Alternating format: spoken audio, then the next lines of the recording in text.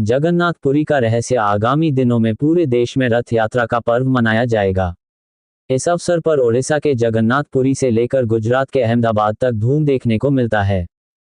इस अवसर पर देश भर में भगवान जगन्नाथ, बलभद्र और देवी सुभद्रा की रथ यात्रा निकाली जा रही है। रथ यात्रा के अवसर पर पुरी स्थित भगवान जगन्नाथ के मंदिर से भव्य रथ यात्रा निकाली जाती है, जिसके लिए कई महीने पहले से तैयारी शुरू हो जाती है। वहीं अनुमान लगाया जा रहा है कि इस साल जगन्नाथ रथ यात्रा में शामिल होने के लिए करीब 30 लाख से अधिक श्रद्धालु पुरी पहुंचेंगे। लेकिन क्या आपको पता है कि रथ यात्रा से पहले भगवान जगन्नाथ 15 दिन तक बीमार कैसे हो जाते हैं? इससे जुड़ी पौराणिक कथा क्या है, आइए जानते हैं। पौराणिक कथा के अनुसार भगवान जगन्नाथ के माधव नाम के एक महान भक्त थे। एक दिन जब वे बीमार पड़ गए तो भगवान जगन्नाथ स्वयं उनके पास आए। जब कोई भक्त कहता है, हे प्रभु, जब आप मुझे ठीक कर सकते हैं तो आप मेरी सेवा क्यों करते हैं?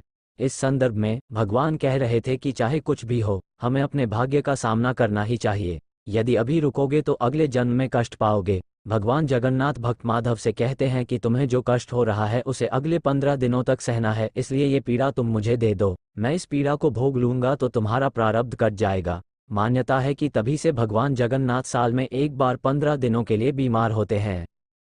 दूसरी मान्यता के अनुसार भगवान जगन्नाथ, उनके भाई बलभद्र और उनकी बहन देवी सुभद्रा रथ पर बैठकर अपनी मौसी के घर जाते हैं। वे 7 दिनों तक अपनी मौसी के घर रहते हैं, फिर लौट आते हैं। पौराणिक कथा के अनुसार भगवान कृष्ण, बहन सुभद्रा और भाई बलराम अपनी मौसी के घर गए और वहां स्नान किया और इसके बाद तीनों भाई बहनों बीमार पड़ गए। इसके बाद राज नाम के वैद्य को बुलाया गया और उनका इलाज कराया गया, जिसके बाद 15 दिन के अंदर ही तीनों ठीक हो गए। ठीक होने के बाद तीनों भाई बहन नगर भ्रमण के लिए निकले। कहते हैं तभी से हर साल ये परंपरा निभाई जाती है। पंचांग के अनुसार आषाढ़ माह के शुक्ल पक्ष की द्वितीया तिथि की शुरुआत 7 जुलाई 2024 को सुबह 04:26 पर होगी।